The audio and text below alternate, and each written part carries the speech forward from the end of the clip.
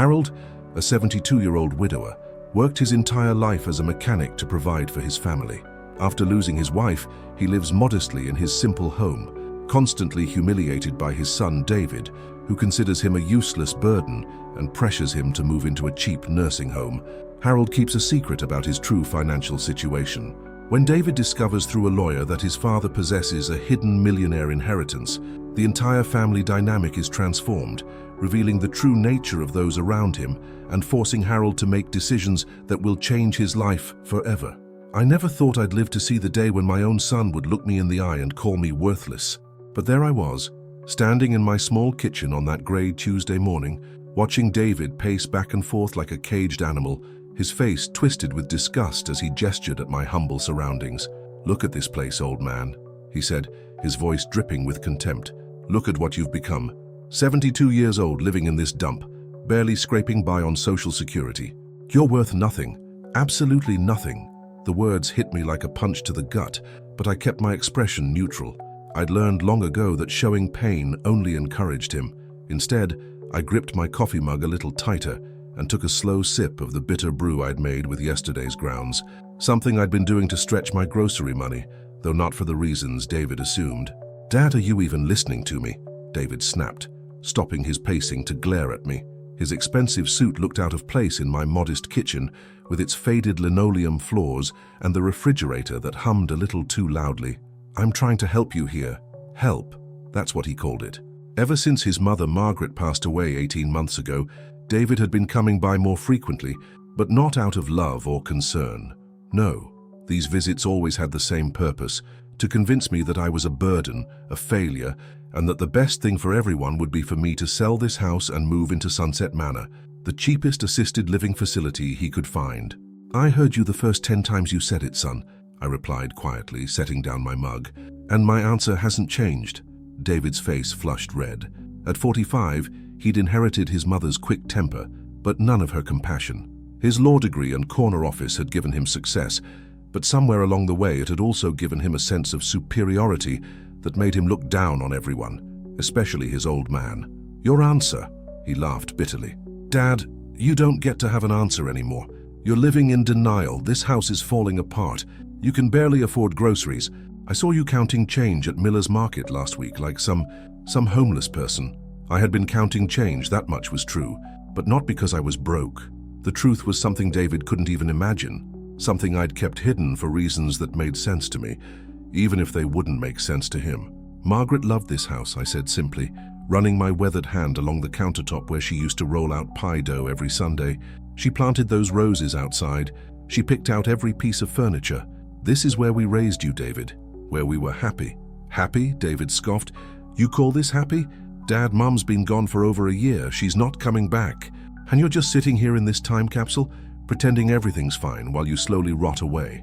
The cruelty in his voice made something inside me flinch, but I kept my face steady. Margaret used to say I had the best poker face she'd ever seen. "Never let them see what you're really thinking, Harold," she'd whisper when we'd watch David throw tantrums as a child. "Sometimes the strongest thing you can do is stay quiet and let them show you who they really are."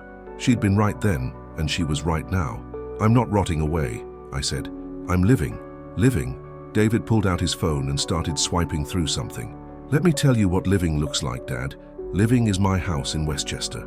Living is being able to afford things without digging through couch cushions for quarters. Living is having respect in the community, not being the sad old widower everyone pities." His words stung because I knew that's how some people saw me. Harold Peterson, the retired mechanic who'd spent 47 years fixing other people's cars and trucks, getting his hands dirty so his family could have a better life.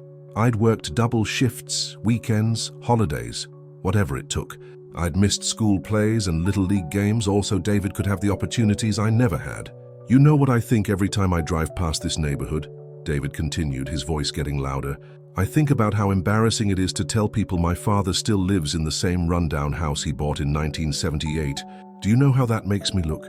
There it was, the truth finally coming out. This wasn't about my well-being or my happiness. This was about David's image, his reputation, his carefully constructed life that apparently couldn't accommodate a father who didn't fit the right profile. "I see," I said quietly. Do you? Do you really see?" David stepped closer, his cologne mixing unpleasantly with the smell of my instant coffee. Because I don't think you do.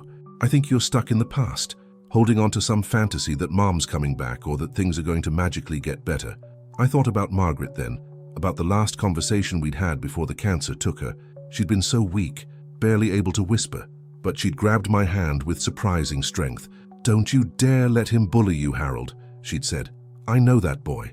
I love him, but I know him. He's going to try to push you around once I'm gone. You stand your ground. You're stronger than he thinks." "Dad?" David's voice cut through my memory. "Are you even paying attention?" "I'm paying attention," I said. "Good, because I've already talked to the people at Sunset Manor. They have an opening next month. It's nothing fancy, but it's clean and safe. They'll take care of your meals, your medications. You won't have to worry about maintaining this place anymore." The way he said it made it sound like a kindness, but I'd driven past Sunset Manor. I'd seen the tiny rooms, the institutional furniture, the residents sitting in wheelchairs staring at a television that was always too loud. It wasn't living, it was waiting to die. "And what about this house?" I asked. David's eyes lit up in a way that made my stomach turn. "Well, that's the good news.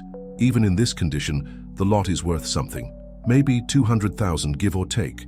We could split that money.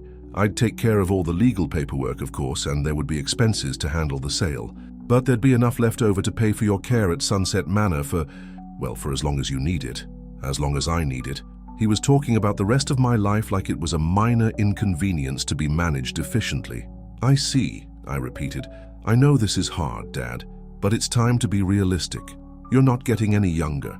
What happens when you fall and no one's around to help? What happens when you forget to pay a bill or leave the stove on? I can't be driving over here every time there's a problem. Every time there's a problem."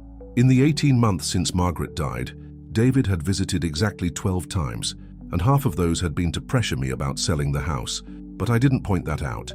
Instead, I walked over to the kitchen window and looked out at Margaret's rose garden. The roses were still blooming, late October roses that were somehow more beautiful than the ones that came in spring. Margaret always said the fall roses had character, that they'd survived the whole season and were showing off before winter came. "Those roses need someone to take care of them," I said. "Dad, they're just plants. You can't structure your whole life around some flowers. Just plants." If Margaret could have heard him say that, she would have given him a piece of her mind. Those roses represented 45 years of love, of shared Sunday mornings spent working in the garden together, of quiet moments when words weren't necessary. "Your mother spent a lot of time on those roses," I said. "I know she did, and I'm sure she'd want you to be practical about this. Mom was always practical." That was true. Margaret had been practical, but she'd also been fierce when it came to protecting the things that mattered. And this house, this life we'd built together, it mattered. "I need to think about it," I said finally. David sighed dramatically. "Dad, what's to think about? You're 72 years old, you worked as a mechanic your whole life. No offense, but it's not like you built up some massive fortune. Social Security barely covers your expenses. This house is literally falling down around you. The smart thing, the only thing, is to sell and move somewhere you'll be taken care of. No massive fortune." If only he knew. "I said I need to think about it," I repeated, my voice a little firmer this time. "Fine," David said, checking his expensive watch. "But I can't wait forever, Dad. The spot at Sunset Manor won't stay available indefinitely. And honestly, I can't keep worrying about you living here alone. It's affecting my work, my family. Rebecca barely lets the kids visit anymore because she says this neighborhood isn't safe." Rebecca, his wife, who'd made it clear from day one that she thought David had married beneath his potential. The kids, my grandchildren, who I saw maybe 3 times a year now, and only when David needed someone to watch them for a few hours. "I understand," I said. "Do you? Because sometimes I wonder if you really get how much stress this puts on everyone else. We're all worried about you, Dad. We just want what's best." We, as if there were some family council somewhere, all united in their concern for poor old Harold. In reality, it was just David and Rebecca, and their concern was more about convenience than care. After David left, with another warning that I needed to make a decision soon, I sat back down at my kitchen table and finished my coffee. The house felt quiet, without his aggressive energy, but it was a good quiet, a peaceful quiet. I pulled out the letter that had been sitting in my kitchen drawer for 3 weeks now. The return address was from Morrison, Dale & Associates, one of the most prestigious law firms in the city. The letter was brief and professional, requesting that I come in to discuss matters pertaining to your late wife's estate. Margaret's estate. Most people would assume that meant medical bills and maybe a small life insurance policy. David certainly assumed that. But Margaret had been full of surprises, and this promised to be the biggest one yet. I'd been putting off that appointment, partly because I wasn't sure I was ready to deal with whatever Margaret had left behind, and partly because something told me that once I opened this particular door, everything in my life was going to change. But after this morning's conversation with David, after being called worthless and having my entire life dismissed as an embarrassment, I think I'm finally ready. Tomorrow, I'll call Morrison, Dale and Associates and set up that appointment. It's time to find out what my dear Margaret was really up to during those last few months of her life. And something tells me David is going to be very, very surprised by what we learn. The morning after David's visit, I woke up with a sense of purpose I hadn't felt in months. The letter from Morrison, Dale and Associates seemed to pulse with possibility from where it sat on my nightstand, and for the first time since Margaret's funeral, I felt like I was about to step forward instead of just surviving. I called the law office at exactly 9 o'clock. The receptionist, a pleasant woman with a slight southern accent, was expecting my call. "Mr. Peterson, we've been hoping to hear from you," she said warmly. "Mr. Morrison has been handling your wife's affairs personally. Could you come in this afternoon? Say 2 o'clock? This afternoon." My heart started beating a little faster. "Yes," I said. "Yes, I can do that." "Wonderful. Do you know where our offices are located?" I did know. Morrison, Dale and Associates occupied the top 3 floors of the tallest building in downtown, the kind of place where parking cost more per hour than I used to make in a day back when I started working on cars. After I hung up, I stood in my bedroom looking at my closet. I owned exactly 2 suits, the one I'd worn to Margaret's funeral and an older one from David's law school graduation 15 years ago. Neither had been expensive when I bought them, but Margaret had always made sure they were clean and pressed. I chose the funeral suit. It seemed appropriate somehow. The drive downtown took longer than usual. Traffic was heavy, and I found myself gripping the steering wheel of my old Ford pickup a little tighter as sleek luxury cars passed me on both sides. My truck looked out of place among the BMWs and Mercedes in the parking garage, but it had never failed to get me where I needed to go. The Morrison, Dale and Associates lobby was all marble and brass with artwork that probably cost more than my house. I felt underdressed despite my suit, but the receptionist greeted me with genuine warmth. "Mr. Peterson, please have a seat. Mr. Morrison will be right with you." I sat down in a leather chair that was probably worth more than my monthly Social Security check and tried not to think about what this meeting might cost. Margaret had always handled our finances, but I knew we weren't the kind of people who could afford lawyers in buildings like this. "Harold Peterson." I looked up to see a distinguished man in his 60s approaching me with an outstretched hand. He was tall and silver-haired, with the kind of confident bearing that came from decades of success. "I'm Robert Morrison," he said, shaking my hand firmly. "I'm so sorry for your loss, Harold. May I call you Harold?" "Of course. Please come up to my office. We have quite a bit to discuss." The elevator ride to the top floor was silent, but Mr. Morrison's demeanor was warm and respectful, nothing like what I'd expected from a high-powered lawyer. His office was enormous, with floor-to-ceiling windows that offered a spectacular view of the city. "Please sit wherever you're comfortable," he said, gesturing to a seating area with couches and chairs arranged around a coffee table. "Can I get you anything? Water, coffee?" "I'm fine, thank you." Mr. Morrison sat down across from me and opened a thick folder. "Harold, I want you to know that your wife was one of the most remarkable people I've ever had the pleasure of representing. She was incredibly thoughtful about how she wanted to handle her affairs." "Representing?" I asked, confused.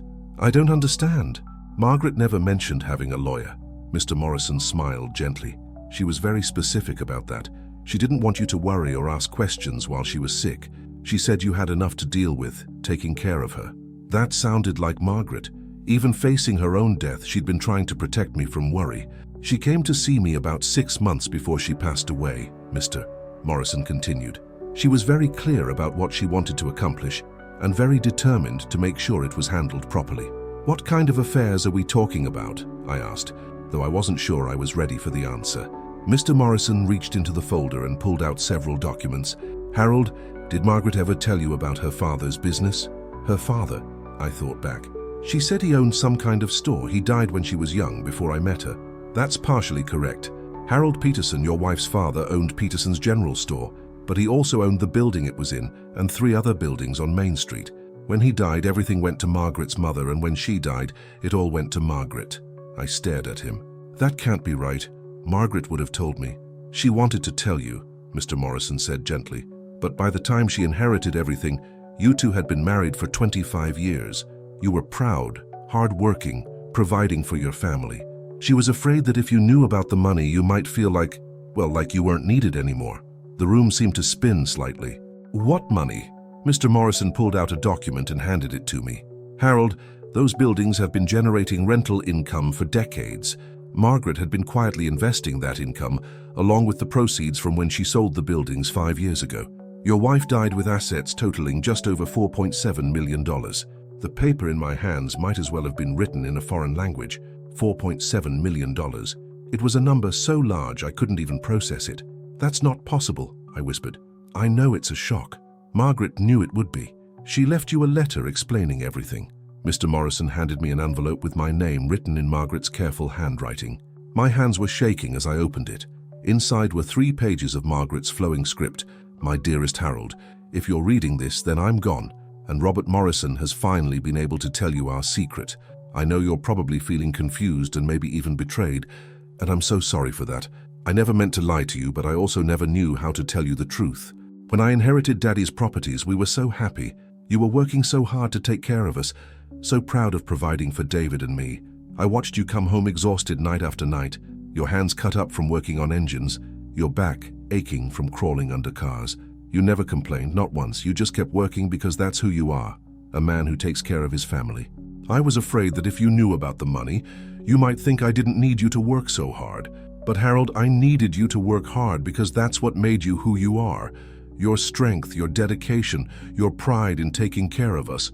That's what I fell in love with. Money couldn't buy that. Money couldn't buy the way you held me when I was scared, or the way you taught David to throw a baseball, or the way you fixed Mrs. Henderson's car for free when her husband was out of work. I've been investing the rental money for 25 years, Harold. I've been careful with it, smart with it. I sold the buildings because I knew I was getting sick, and I wanted everything to be liquid and easy for you to manage when I was gone. I know David thinks you're just a poor old man now, and I know that hurts you. But you're not poor, my love. You never were. You're rich in all the ways that matter, and now you're rich in money too. Use it however you want. Travel the world, buy a mansion, give it all away. I don't care, it's yours. But please don't let David or anyone else treat you like you're worthless. You're worth more than all the money in the world, and you always have been. I love you forever. Margaret P.S. There's one more thing. Check the bottom drawer of my jewelry box. I left you something special there. I read the letter twice, then a third time. Mr. Morrison sat quietly, giving me space to process what I was learning. She really left me $4.7 million, I finally asked. She did. It's all properly documented, all legal. The money is in a trust that I manage, but you have complete control over it. You can access as much or as little as you want, whenever you want. I thought about David's visit yesterday, about him calling me worthless, about his plans to stick me in Sunset Manor and sell my house. I thought about him counting on that house sale to fund my care for the rest of my life. Mr. Morrison, I said slowly, I need to ask you to keep this confidential for now. I need some time to figure things out. Of course. Margaret anticipated you might feel that way. The trust will remain private until you decide otherwise. No one needs to know anything you don't want them to know. I left the law office in a daze, my mind reeling with everything I'd learned. Margaret had been protecting me for 25 years, quietly building a fortune while I worked myself to the bone, never letting on that she could have made our lives easier with a single phone call. But as I drove home, I began to understand her reasoning. She'd known me better than I knew myself. If I'd found out about the money back then, would I have kept working with the same dedication? Would I have felt the same pride in providing for my family? Would David have learned the same lessons about hard work and responsibility? Maybe not. When I got home, I went straight to Margaret's jewelry box, something I hadn't touched since she died. In the bottom drawer, underneath some old photographs, I found a small velvet box. Inside was a key and another note. Harold, this key opens a safety deposit box at First National Bank, box 247. Inside you'll find some things I thought you might want to have someday. All my love, M. I held the key in my palm and smiled for the first time in months. Even in death, Margaret was still full of surprises. Tomorrow I'd go to the bank, Tonight I'd sit in my kitchen and think about everything that had changed in the space of a few hours. I wasn't the worthless old man David thought I was. I wasn't the burden he wanted to shuffle off to Sunset Manor. I was Harold Peterson, and I was worth $4.7 million. But more importantly, I was worth exactly what Margaret had always said I was worth. Everything. I barely slept that night. Every time I closed my eyes, I saw Margaret's handwriting, heard her voice explaining why she'd kept such a massive secret for so many years. By 5 in the morning, I gave up on sleep and made coffee, sitting at my kitchen table as the sun came up over her rose garden. $4.7 million. Even after sleeping on it, or trying to, the number still felt impossible. I pulled out my calculator and started doing math that seemed surreal. The interest alone on that money was probably more than I'd made in my best years at the garage. David's entire annual salary as a lawyer, the salary he was so proud of, was less than what that money would earn just sitting in the bank. But more than the money, it was Margaret's letter that kept running through my mind. The way she'd understood me so completely, known that I needed to feel useful, needed to feel like I was taking care of my family. She'd sacrificed financial comfort for 25 years to protect my pride and my sense of purpose. That's love, real love. By 8:30, I was dressed and ready to go to First National Bank. I'd called ahead to make sure I could access the safety deposit box, and the woman on the phone had been very helpful, explaining that I was listed as the authorized accessor and could come in any time during business hours. The bank was busy with the morning rush, people depositing paychecks, making withdrawals, conducting the everyday business of everyday people. I waited in line behind a young mother with 2 small children, watching her count bills carefully before making her deposit. Just yesterday, I would have seen myself in her shoes, someone for whom every dollar mattered. Now I wasn't sure what I was. Next, I approached the teller, an efficient-looking woman in her 40s who smiled professionally. "I'd like to access my safety deposit box, please, number 247. Of course, let me see your ID and your key." I handed over my driver's license and the small key Margaret had left me. The teller checked her records, nodded, and called over a bank officer. "Mr. Peterson, I'm Sarah Mitchell, the branch manager. I'll take you back to access your box. Please follow me." She led me through a heavy door into the vault area, where walls of small metal doors lined the room. She found box 247, inserted her master key, and waited for me to insert mine. Together we turned them, and the long metal box slid out smoothly. "Take as much time as you need," she said, showing me to a small private room. "Just let me know when you're finished." Alone in the little room, I stared at the metal box for a long moment before opening it. Inside were several items that made my breath catch in my throat. First, there were photographs, dozens of them that I'd never seen before. Pictures of Margaret as a young woman, standing in front of a general store with Petersons painted on the window. Pictures of her father, a stern-looking man in overalls who looked remarkably like David around the eyes. Pictures of Margaret's mother, a gentlewoman I'd only met once before she died. But it was the other photographs that really got to me. Pictures that Margaret had taken secretly over the years. Me working in the garage, covered in grease, but smiling as I explained something to a young apprentice. Me teaching David to change a tire in our driveway when he was 12. Both of us laughing at some joke I couldn't remember. Me asleep in my chair after a long day, Margaret's handwriting on the back. My hard-working husband, 1995. There were dozens of them. A secret photo album of our life together, all the moments she'd treasured but never told me she'd captured. Underneath the photographs was a leather journal, thick with Margaret's careful handwriting. I opened it to the first page. Harold's book, All the Reasons I Love My Husband, Entry 1, March 15th, 1982. Today, Harold worked a 16-hour day because Mrs. Chen's car broke down and she needed it to get to her job interview tomorrow. He didn't charge her for labor, just parts. When I asked him why, he said, "Some things are more important than money, Maggie." I fell in love with him all over again, page after page, entry after entry. 25 years of small moments, kind gestures and quiet acts of love that I'd never known she'd noticed, let alone documented. Entry 47, July 3rd, 1987. Harold spent his entire Saturday fixing the Hendersons' fence after the storm, wouldn't take a dime for it. David complained that we were supposed to go to the lake, but Harold said, "Son, sometimes being a good neighbor matters more than having fun." I hope David remembers that lesson when he's older. Entry 156, December 12th, 1995. Harold gave his Christmas bonus to the Sanchez family when Mr. Sanchez lost his job. We were saving for a new washing machine, but Harold said the machine could wait, Christmas couldn't. I've never been prouder to be married to such a good man. I had to stop reading because my eyes were getting too blurry to see the words clearly. Margaret had been watching me, documenting my life, treasuring every moment of decency and kindness like they were precious gems. At the bottom of the box was a manila envelope marked "For Harold's Eyes Only."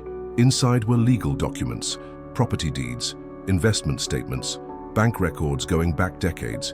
Everything was organized and labeled in Margaret's methodical way, but there was also a sealed letter marked "Open this last." I saved it for the end, reading through the financial documents first. The scope of what Margaret had been managing was staggering. She hadn't just been collecting rent and putting money in savings accounts.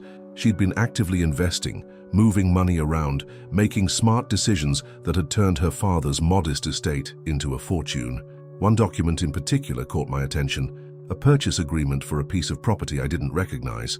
Margaret had bought 50 acres of undeveloped land outside the city limits in 1998. According to a recent appraisal that was also in the envelope, that land was now worth over $2 million on its own because of commercial development in the area. She'd been smarter about money than most professional investors. Finally, I opened the last letter. "My dearest Harold, if you're reading this, then you've seen the photographs and the journal, and you know how much I loved watching you be the man you are. You've also seen the financial records, and you're probably wondering how someone who never finished high school could manage money so well. The truth is, I had help. I hired Robert Morrison 20 years ago, not just as a lawyer, but as a financial advisor. I told him I had a secret fortune and a husband who could never know about it, and I needed someone to help me make it grow responsibly. He's been managing the investments under my direction ever since. But Harold, I need you to understand something important. Every dollar of that money came from being married to you, not just from the inheritance, but from the life we built together. Because I wasn't spending money on fancy things or expensive vacations, I could invest more. Because you were taking care of everything we needed, I could let the money grow. Most importantly, because you taught me every single day what it means to have good values, I never made risky or unethical investments. I never put our money in anything that might hurt people or damage communities. You were my moral compass for managing that wealth, even though you never knew it. You're not just rich now, Harold. You've been the foundation of this wealth for 25 years. You earned every penny through your character, your values, and your love. There's one more thing in the envelope, a list of charities and causes that I thought you might want to consider supporting, but that's entirely up to you. It's your money now, our money. I love you forever and always, Margaret. P.S. Don't let David or anyone else make you feel guilty about having money. You've earned the right to enjoy it. The list of charities was 3 pages long, each one with a note about why Margaret had chosen it. Homeless shelters, children's hospitals, programs for elderly people who couldn't afford proper care, organizations that helped people like we had been, working-class families trying to make ends meet and take care of each other. I sat in that little room for over an hour, reading through everything twice, trying to absorb the magnitude of what Margaret had given me. It wasn't just money, it was validation. Proof that the life I'd lived, the choices I'd made, the values I'd held onto, had all mattered, had all been worth something. When I finally emerged from the vault, Sarah Mitchell was waiting with a concerned expression. "Is everything all right, Mr. Peterson? You were in there quite a while." "Everything's fine," I said, and for the first time in months, I meant it. Better than fine, actually. As I drove home, I found myself thinking about David's visit yesterday, about the contempt in his voice when he called me worthless, about his grand plans to sell my house and stick me in Sunset Manor with whatever scraps might be left over. If this part of my story has touched your heart in any way, I'd love to know. Tell me from which place in the world you're following along with this journey.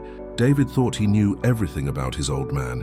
He thought he had me figured out, had my future all planned out according to what was convenient for him. He had no idea that everything was about to change. I pulled into my driveway and sat for a moment, looking at my humble house with new eyes. Yesterday, I'd seen it as David saw it, a rundown place that represented failure and decline. Today, I saw it as Margaret had seen it, a home filled with love and memories, a place where good people had lived good lives. But more than that, I now saw it as what it really was, a choice. I could afford to live anywhere in the world, but I was choosing to live here. Not because I had to, but because I wanted to. That changed everything. Tomorrow, I'd start figuring out what to do with this new reality. But tonight, I'd sit in Margaret's kitchen and read through her journal, reliving 25 years of love through her eyes.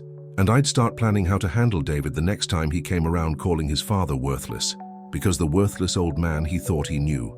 That man had just discovered he was worth nearly $5 million, but more importantly, that man had just remembered exactly who he was.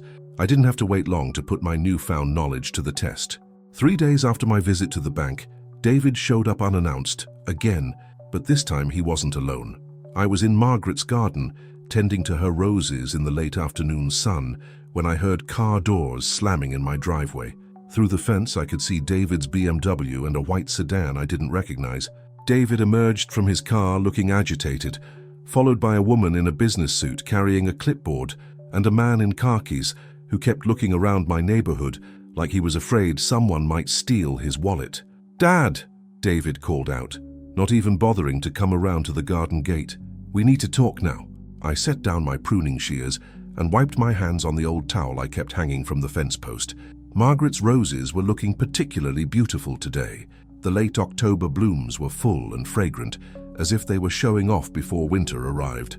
"I'll be right there," I called back, taking my time. "Let them wait." I was learning that when you know you have options, you don't have to jump every time someone raises their voice.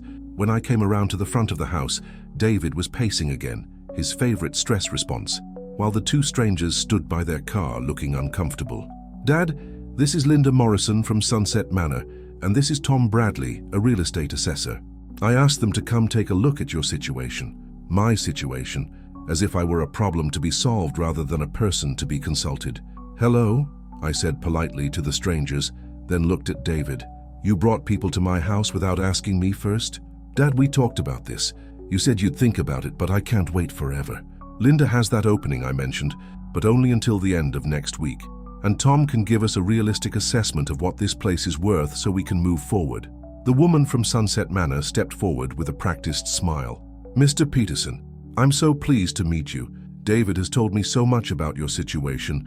I want to assure you that we provide excellent care for our residents. Very affordable, very comfortable. Affordable, comfortable. The same words people use to describe dog kennels." "I see," I said. "And you felt the need to come look at me in person?" Linda's smile wavered slightly. "Well, we do like to meet potential residents in their home environment, get a sense of their needs and capabilities." Their capabilities. I thought about the $4.7 million sitting in accounts managed by Robert Morrison, earning more in interest each month than these people probably made in a year. "And you, Mr. Bradley?" I asked the assessor. "You're here to tell me what my home is worth?" Tom Bradley consulted his clipboard. "David asked me to do a preliminary assessment. From the outside, I'd estimate you're looking at maybe $150,000, $170,000, depending on the condition of the interior and any needed repairs.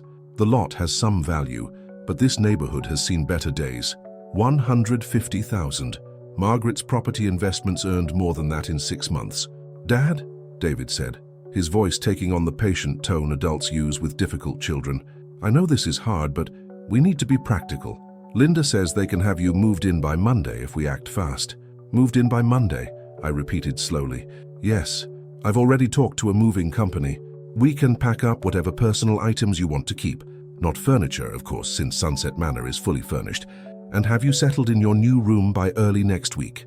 My new room. I thought about the photographs in Margaret's safety deposit box. All those pictures of our life in this house. David was talking about erasing 47 years of memories in a weekend. "What about my roses?" I asked. David looked frustrated. "Dad, they're just plants. You can't make major life decisions based on gardening." "They're not just plants," I said quietly. "They're your mother's roses. She planted them. She took care of them. They're still blooming. The new owners will probably dig them up anyway," Tom Bradley said helpfully. "Most people want to start fresh with landscaping." I felt something shift inside me then, like a gear clicking into place. These people, my own son included, were standing in my driveway, planning to erase every trace of the life Margaret and I had built together, and they were talking about it like it was a simple business transaction. "I need to think about this," I said. David's face flushed. "Dad, there's nothing to think about. You're 72 years old, you're living alone in a house that's falling apart, you can barely afford groceries. This is the solution to all your problems." "And what if I don't want my problem solved?" I asked. That's not rational, David snapped. You're not being rational. Linda from Sunset Manor cleared her throat delicately. Mr. Peterson, perhaps it would help if you visited our facility. We could show you around, let you see how comfortable our residents are. Your residents, I repeated. You mean your customers? Well, yes, technically they are customers, but we prefer to think of them as what? As old people whose families want them out of the way. An uncomfortable silence fell over the group. David looked embarrassed, Linda looked defensive, and Tom Bradley looked like he wished he was somewhere else. Dad, David said finally, you're making this much harder than it needs to be. Am I? Or am I just refusing to make it easy for you? That hit home. David's face went red, and I could see him fighting to control his temper. Look, he said, I'm trying to help you here. I'm trying to make sure you're taken care of, but you're being stubborn and difficult, just like always. Just like always. There it was, the real David, the one who saw his father as an obstacle to be managed rather than a person to be respected. Tell me something, son, I said, my voice calm and steady. What happens to the money from selling this house after you pay for my care at Sunset Manor? David glanced at Linda and Tom, clearly uncomfortable discussing finances in front of strangers. Well, any leftover money would be managed for your ongoing care. Managed by who? By me, obviously. I'm your next of kin. I'd make sure it was handled responsibly. Of course he would. I could see it all now. David taking control of whatever modest sum came from selling my house, doling out just enough to keep me warehoused in the cheapest facility he could find, and keeping the rest for himself. In his mind, he was probably already spending that money. Linda, I said, turning to the woman from Sunset Manor, what does it cost per month for a resident at your facility? Our basic rate is $1,800 per month, she said. That includes meals, housekeeping, and basic care services.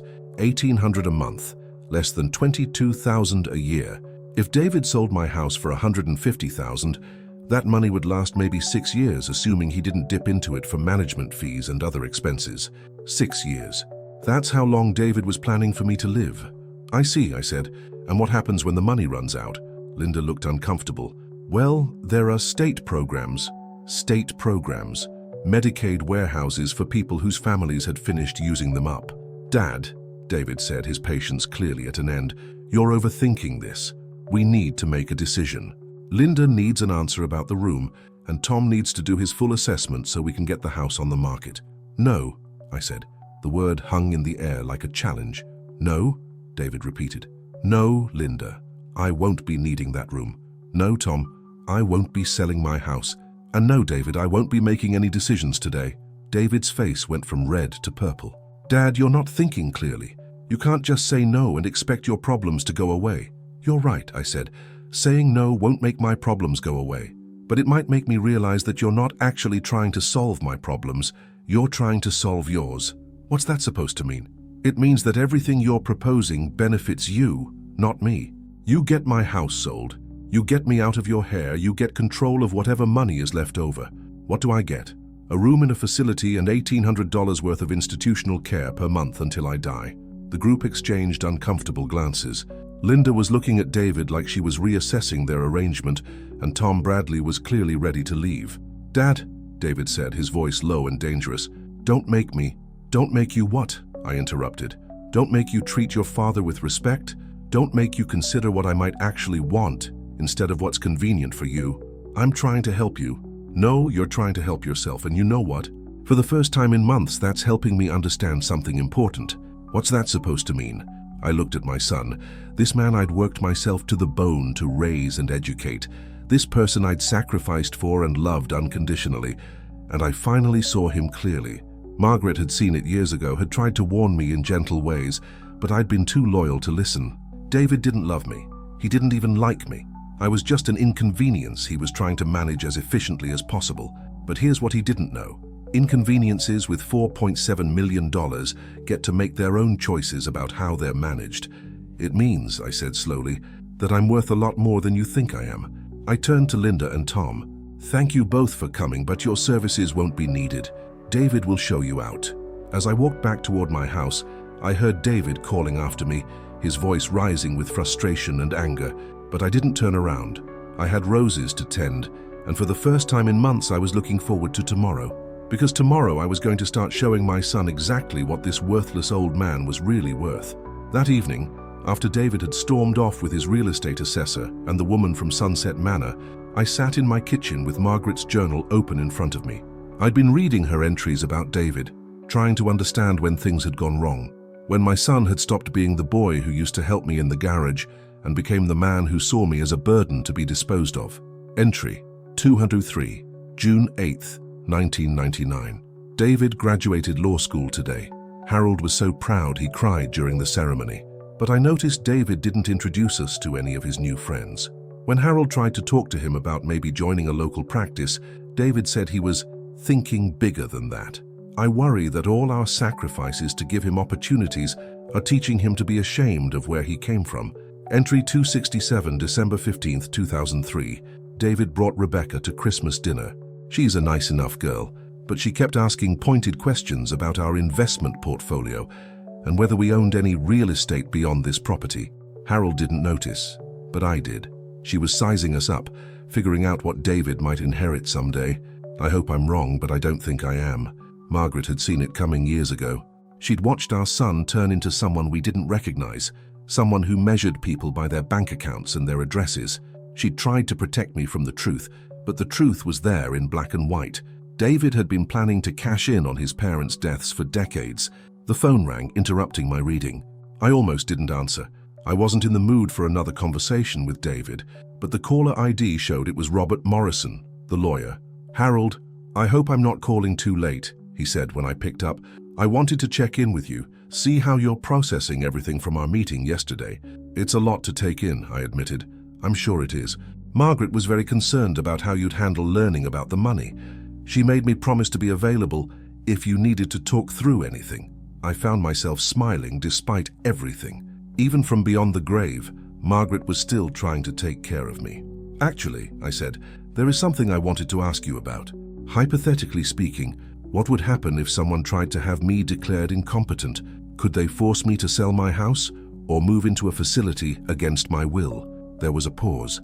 "Harold, is someone pressuring you about your living situation? Let's just say my son has some very strong opinions about what's best for me." "I see." Morrison's voice became more serious. "Well, hypothetically speaking, declaring someone incompetent is a legal process that requires evidence of genuine mental incapacity. It's not something that can be done simply because family members think someone is making poor decisions. And given your financial situation, you'd be able to afford excellent legal representation if such a situation arose. And what if this hypothetical person was already working with facilities and assessors, making plans without consulting me? That would be concerning, but ultimately meaningless without legal authority. Harold, are you worried about your son?" I thought about David's face today, the way he'd looked when I refused to go along with his plans. The anger, the frustration, but underneath it all, something that looked almost like panic.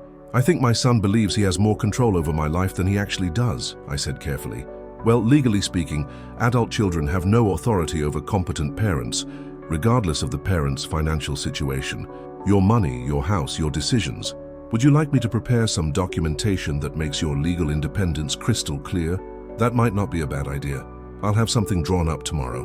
In the meantime, Harold, please don't let anyone pressure you into making decisions you're not comfortable with. You have more options than you know. If only he knew how right he was." After I hung up, I made a decision.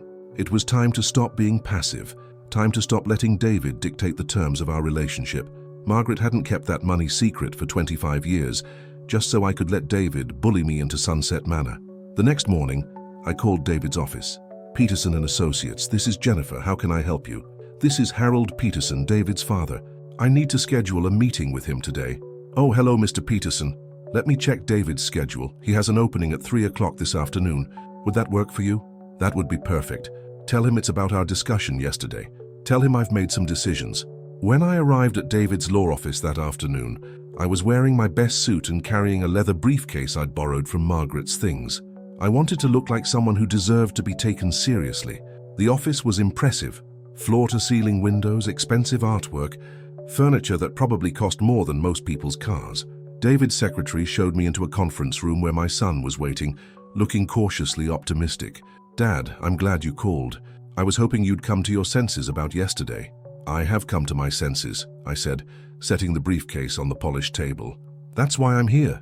David smiled for the first time in months. Good. So you're ready to move forward with Sunset Manor? I can call Linda right now, and actually I wanted to discuss my finances with you first. David's smile faltered slightly. Your finances? Yes, you've been making a lot of assumptions about my financial situation, and I think it's time we had an honest conversation about money. Dad, we've been through this. You're living on Social Security, you can barely afford groceries. There's nothing complicated about your financial situation, isn't there? I opened the briefcase and pulled out a folder of documents that Robert Morrison had prepared for me. These are statements from my investment accounts. I thought you might like to take a look. David reached for the folder with the indulgent expression of someone humoring a confused elderly relative. But as his eyes scanned the first page, his expression changed completely. This can't be right. Which part? This says you have over $4 million in assets. That's impossible. 4.7 million actually. The number varies depending on market conditions. David stared at the documents like they were written in a foreign language. Dad, where did this money come from? Your mother. Mom? David's voice cracked slightly. Mom didn't have any money, she was a housewife. Your mother inherited property from her father. She'd been quietly managing and investing that money for 25 years. She left it all to me when she died. David flipped through page after page of account statements, property records, investment summaries. His hands were shaking slightly. Why didn't you tell me? He whispered. Because your mother asked me not to. She wanted to see how you'd treat me when you thought I was just a poor old man with nothing to offer. The words hung in the air between us. David looked up from the documents, and for the first time in years, I saw uncertainty in his eyes instead of arrogance. She was testing me. We both were, son, and I have to say you didn't pass. David set the papers down carefully, his lawyer's mind clearly racing. Dad, I was just trying to help. I thought you were struggling. You thought I was worthless. You said so yourself. Old man, you're worth nothing. Remember, David's face went pale. I didn't mean it like that. How did you mean it? I meant financially. I thought you were having financial problems, and so your solution was to stick me in the cheapest facility you could find and sell my house to pay for it. I was trying to make sure you'd be taken care of. For how long, David? Your friend Linda said Sunset Manor costs $1,800 a month. Even if you got $200,000 for my house, that money would last maybe 8 years. What was your plan for after that? David opened his mouth, then closed it. We both knew he hadn't been planning beyond getting me out of his hair. The truth is, I continued, you weren't trying to solve my problems, you were trying to solve yours. You were embarrassed by your poor old dad living in his rundown house in a bad neighborhood. You wanted me tucked away somewhere you didn't have to think about me. That's not true, isn't it? When's the last time you visited me just to spend time together? When's the last time you asked how I was doing without it being connected to what you wanted me to do? David couldn't answer because we both knew the truth. Since Margaret died, every conversation, every visit, every phone call had been about David's agenda. Dad, he said finally, I know I've made mistakes, but you have to understand, I genuinely thought you were in trouble. I thought I was helping. You thought you were managing an inconvenience. The words hit him like a slap. David flinched and looked down at his hands. So what happens now? He asked quietly. I closed the briefcase and stood up. Now you know the truth. Your worthless old father is worth almost $5 million. Your burden of a dad can afford to live anywhere he wants, hire any help he needs, and make his own decisions about his own life. Dad, please, can we start over? Can we what, David? Pretend the last year didn't happen. Pretend you didn't spend months trying to convince me I was a failure who belonged in an institution. I walked toward the door, then stopped and turned back. You know what breaks my heart the most, son? Your mother saw this coming years ago. She watched you turn into someone who measured people by their bank accounts instead of their character. She hoped she was wrong, but she was preparing for the possibility that you'd treat me exactly the way you have. David was staring at me with something that might have been the beginning of shame. If you're listening to this story and you've been moved by what you've heard so far, please tell me in the comments what country or city you're from. Your support means everything to me as I share this difficult part of my life. She loved you anyway, I continued. Despite knowing what you might become, she still loved you. But love isn't enough when there's no respect to go with it. I left David sitting in that conference room surrounded by documents that proved everything he thought he knew about his father was wrong. As I drove home, I felt something I hadn't experienced in months. Power. Not the power that came from having money, but the power that came from knowing my own worth. Tomorrow I'd figure out what to do with the rest of my life. But tonight, I'd sit in Margaret's garden and thank her for giving me the strength to stand up for myself. The worthless old man was finally learning what he was really worth. 3 weeks passed after my confrontation with David in his office, and they were the most peaceful weeks I'd had since Margaret died. No unexpected visits, no phone calls about Sunset Manor, no lectures about being practical. Just quiet mornings in Margaret's garden and evenings reading her journal by the fireplace. I'd started making changes, small ones at first. I hired Mrs. Chen's grandson Tommy to help with the heavier yard work, not because I couldn't afford to do it myself anymore, but because I could afford to pay a young man who was working his way through college. I bought groceries without counting change, fixed the leak in the bathroom that had been dripping for 6 months, and even splurged on premium coffee instead of stretching yesterday's grounds. But the biggest change was in how I saw myself. When I looked in the mirror now, I didn't see a worthless old man waiting to be warehoused. I saw Harold Peterson, who'd worked hard his entire life, loved his wife completely, and earned every dollar of the fortune she'd left him. On a Tuesday morning in mid-November, I was replacing some weather stripping on the front door when I heard a car pull into my driveway. Through the window, I could see David's BMW, but he wasn't alone. Rebecca was with him, and in the back seat were my grandchildren, Emma, who was 8, and Jake, who was 10. It had been 4 months since I'd seen the kids. I opened the door before they could knock. David looked terrible, like he hadn't been sleeping well. Rebecca wore the tense expression of someone who'd been dragged somewhere she didn't want to be. But the kids broke free and ran toward me with the unbridled enthusiasm of children who hadn't learned yet to be ashamed of their grandfather. "Grandpa Harold," Emma threw her arms around my waist. "We missed you." "I missed you too, sweetheart," I said, hugging her back and ruffling Jake's hair. "You've grown at least 3 inches since I saw you last." "Can we see Grandma's roses?" Jake asked.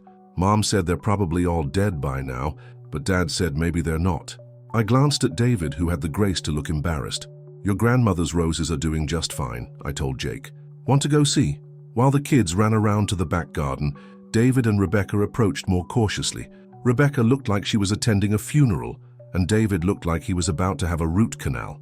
"Dad," David said quietly, "we need to talk." I figured as much. Coffee's fresh if you want some. We sat around my kitchen table, the same table where David had called me worthless just a month ago. Rebecca kept glancing around the room like she was seeing it for the first time, which maybe she was. In all the years David had been married to her, she'd rarely set foot in my house. "Dad," David began, then stopped. He tried again.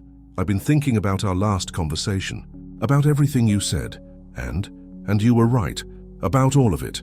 David's voice was barely above a whisper. "I was embarrassed. I was treating you like a problem to be solved instead of my father." Rebecca shifted uncomfortably in her chair. This was clearly not her idea. "I talked to a therapist," David continued. "Rebecca thought it might help me process everything." "Everything meaning what?" "Everything meaning the fact that I turned into someone Mom would be ashamed of, someone who cared more about appearances than about family." I waited for him to continue. "Dad, I know I can't take back the things I said. I know I can't undo the last year, but I want to try to make things right. What does that look like to you, son?" David pulled out a manila envelope and set it on the table. "It starts with this. I had my lawyer draw up a formal apology and a legal document promising that I'll never again try to interfere with your living situation or financial decisions. I want you to know that I respect your right to make your own choices." I opened the envelope and scanned the document. It was exactly what he'd described, a legally binding promise to mind his own business. "This is a start," I said. "There's more." David looked at Rebecca, who nodded reluctantly. "We want to establish a regular schedule for family visits, not because we need anything from you, but because Emma and Jake deserve to know their grandfather. And because I want to try to remember what it felt like to be your son instead of your adversary." Through the kitchen window, I could see Emma and Jake chasing each other around Margaret's rose bushes, their laughter carrying on the cool November air. "What changed your mind?" I asked. David was quiet for a long moment. "Emma asked me why we never visit Grandpa Harold anymore. She said she missed you, missed hearing your stories about fixing cars and about Grandma Margaret, and I realized that I was depriving my children of their grandfather because I was too proud to admit I'd been wrong." "And Rebecca, how does she feel about this reconciliation?" Rebecca spoke for the first time since arriving. "Honestly, Harold, I've been thinking about money all wrong. When David told me about your situation, I realized I'd spent years judging you for not having enough, and then feeling threatened when I found out you actually had more than we do." She looked uncomfortable but determined to continue. "That says something ugly about me, and I don't like what it says. I want Emma and Jake to learn better values than that." I studied my daughter-in-law's face. She looked sincere, but I'd seen sincerity before. That turned out to be calculation. "What kind of values do you want them to learn?" I asked. "That people's worth isn't measured by their bank account or their address," she said. "That family takes care of family. That respect isn't something you earn through wealth." It was a good answer, but I needed to know if she meant it. "In that case," I said, "there's something I want to show both of you." I went to the living room and brought back Margaret's journal, opening it to one of the entries I'd marked. "This is from your mother's journal, David. She wrote this about you when you were 12. I read aloud. "Entry 89, August 14th, 1989. Today, David used his birthday money to buy Mrs. Henderson new tires for her car. He'd been saving for months for a new bicycle, but when he saw her trying to drive on those worn-out tires, he insisted we go to the tire shop instead. Harold was so proud he cried. I told David that helping others was the best way to use money, and he said, 'I know, Mom. Dad taught me that. I hope he always remembers.'" David's eyes filled with tears. "I don't remember that." "I do," I said. "You were so excited to help her. You said it felt better than buying something for yourself." "What happened to that kid?" David asked, his voice breaking. "He grew up," I said simply. "Sometimes growing up means forgetting who we used to be, but sometimes we get the chance to remember." Rebecca reached over and took David's hand. "We both forgot," she said, "but we want to remember." I closed the journal and looked at my son and daughter-in-law. "Here's what I want," I said. "I want Sunday dinners, here, in this house, around this table. I want Emma and Jake to learn how to tend Margaret's roses. I want to hear about their school, their friends, their dreams." "We'd like that too," David said. "But more than that, I want honesty. No more pretending, no more managing me, no more treating me like I'm fragile or incompetent. If you're worried about something, tell me. If you disagree with me, say so. But treat me like a person, not like a problem. Deal," David said without hesitation. "And Rebecca, I want you to stop being afraid of me." She looked startled. "I'm not afraid of you." "Yes, you are. You're afraid I'll judge you for how you've treated me.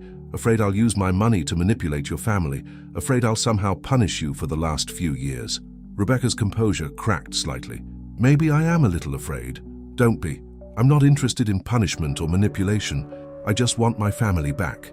We talked for another hour, working out details, discussing boundaries, making plans. When Emma and Jake came back inside, grass-stained and happy, they climbed onto my lap like no time had passed at all. "Grandpa Harold," Emma said, "can you tell us the story about the time you fixed the school bus with a coat hanger?" "Again?" I laughed. "You've heard that story a dozen times." "But we like your stories," Jake said. "Mom says you have the best stories."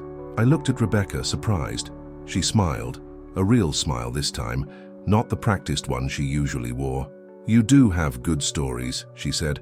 "I'm sorry it took me so long to listen to them." As they were getting ready to leave, David hung back while Rebecca helped the kids with their coats. "Dad," he said quietly, "there's one more thing. I've been thinking about what Mom would want, what she would expect from me." "And what's that?" "I think she'd want me to ask if there's anything you need. Not because you can't afford it, but because sometimes we need help even when we can't afford to help ourselves." I thought about it. "Actually, there is something. I've been thinking about turning part of the backyard into a bigger garden, maybe growing vegetables to donate to the food bank. Your mother always wanted to do that." "I could help with that," David said eagerly. "I could bring the kids over on weekends, teach them about gardening." "You don't know anything about gardening. Then you could teach all of us." I smiled. "That sounds perfect." After they left, I sat in my kitchen as the sun set over Margaret's roses. For the first time since she died, the house didn't feel empty. It felt like a home again, like a place where family gathered, and stories were told, and love was shared. I pulled out a piece of paper and started making a list of everything I wanted to do with Margaret's gift. Travel to places we'd always talked about visiting, set up college funds for Emma and Jake, support the charities Margaret had researched, maybe even start a foundation in her name. But first, I wanted to renovate this kitchen where we'd shared so many meals and conversations. I wanted to make it beautiful again, worthy of the Sunday dinners that were coming. What comes next in my story is even more beautiful than what I've already shared. If you've stayed with me through this entire journey, I'd be honored if you'd subscribe to hear more stories like this. It's free, and your support means the world to an old storyteller like me. As I sat there planning my new life, I realized that Margaret had given me more than money. She'd given me the chance to rediscover my own worth, to remember who I'd always been underneath the grief and loneliness. I was Harold Peterson. I was 72 years old. I'd worked hard, loved deeply, and earned every blessing that had come my way, and I was worth exactly what I'd always been worth, everything to the people who truly mattered. The worthless old man David had seen was gone. In his place was someone who knew his value and wouldn't let anyone forget it again. Margaret would have been proud.